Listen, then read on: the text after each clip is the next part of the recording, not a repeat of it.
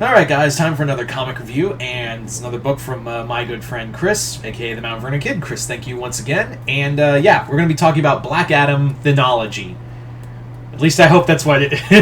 I can't pronounce this word. Anyway, so Black Adam Theogony is the first volume in the 12-issue miniseries, a Black Adam maxi series that involves... that was basically like hype for the Black Adam movie. That's really what it was just... Let's hype up the Black Adam movie with a comic. And also put Black Adam in the Justice League, because why not? Yeah, so that was really the idea for DC, because they wanted to go all in on Black Adam. And then the box office happened, and they were all out on Black Adam. That was really it. That was really it. But Black Adam had the right writer they had the perfect writer for this 12-issue maxi series, and I think Volume 2 is going to be released in September, I believe. I'm looking forward to that. And that's Christopher Priest. And Christopher Priest is really good at doing like morally gray characters or, you know, anti-heroes and stuff like that. He of course did a really good run on the Marvel Knights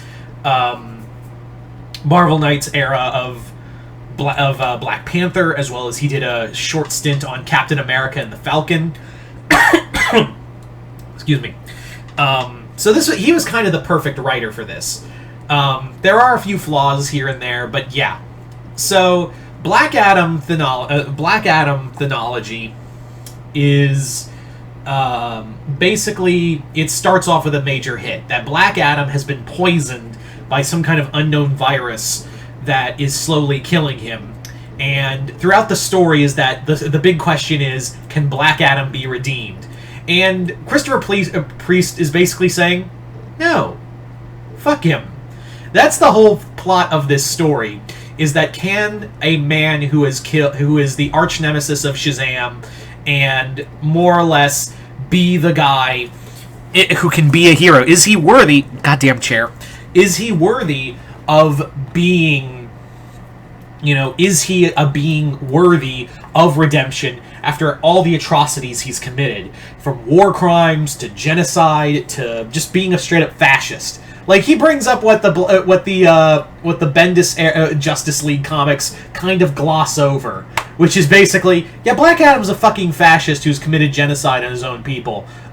He doesn't belong in the Justice League. Like, that's kind of like Bendis was apparently very hand-wavy on it, but and I understand that maybe that wasn't his call, that to have Black Adam on the Justice League. I think that was more like marching orders from editorial, just to be like, have Black Adam on the Justice League. He's going to be our next big character for the DC movies. You'll see, he'll totally turn the ship around, right? Fuck. I feel like that was exactly what went on in the writing room for the DC editorial. But yeah. So this story is the first half of that, with Black Adam not only encountering like this cosmic virus, but also passing on his power that was gifted him by Shazam to his living ancestor named Malik White, who's a kid from I believe Washington D.C. I could be wrong, but he's a young med student who becomes White Adam.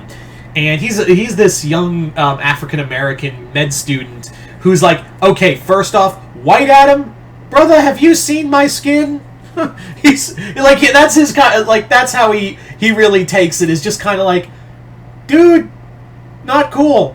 Also, there's a really funny joke in here that was, okay, it was admittedly made first by way back in the Mark Waid's Irredeemable comics over at Boom, but there's this moment where Malik is like, Malik is like learning. I almost said, why did I say Malik? Because it does sound like, but Malik is like learning how to use the powers of Shazam in a battle with Etrigan, and he goes, God damn, another black guy with electric powers. And I'm like, I know that joke was made before, so yeah. Christopher Priest is really good at talking about these. Is really good at really having these tones for different races, and it's really fun to see him like really tackle the Middle East politics through the eyes of a guy who would probably, for all intents and purposes, crush every other Middle Eastern nation.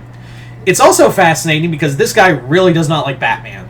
Like, he really has a bone to pick with Batman, where it's revealed that Batman was actually fun before. And keep in mind, this is a time period where Bruce doesn't have his riches anymore. This is like when he's just kind of living homeless after the events of Joker War.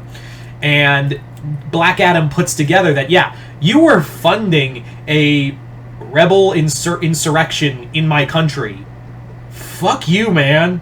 And to which I'm like, on one hand, I'm like, yeah, you're a fucking fascist, you deserve a rebellion. But on the other hand, Black Adam does point out, okay, let's say Wayne, your rebels, your Wayne Tech funded rebels do overthrow me. What then? Like, I know, they'll, incorporate, this totally worked so well, and every time the U.S. stuck their dick where it didn't belong. And I'm like, god damn, Christopher Priest is spitting facts. And he's really good at that, too, of really talking about these real-world problems through the eyes of superheroes. I think a lot better than some writers do. I will say, though, that Malik is kind of an idiot, because he's like, hey, who are you? Like, I don't know who Black Adam is. And I'm like, how do you not know who He's part of the Justice League now. And you had to have seen him, like, fighting Shazam on the news. Like, this dude treats a lot of these superpowers like he's never seen them before. And I'm like, there's no fucking way. There's no way. And he's the leader of a nation. There's no fucking way you could not have heard of him before. Yeah, the end of this chapter. Also, did I forget to mention we also get the Mesopotamian gods in here, but they're not like the Mesopotamian gods, they're more like parasites that are pretending to be the gods. I don't know why Christopher Priest does that at all, where he tries to incorporate science into mysticism. Like, don't do that, dude. This is comics. Just leave it be. But yeah, this comic is a lot of fun. Also, the final fight between Black Adam and Batman in the 6th issue is a lot of fun. Like, I recommend it for that fight. It really talks about, like, Black Adam and can he be redeemed. There's some great character moments in here. A lot of, like, political satire as well as political intrigue with the characters. Since Black Adam is the leader of a nation and basically a fascist state to begin with. And it does talk about, like, yeah, Black Adam, can you be redeemed at all?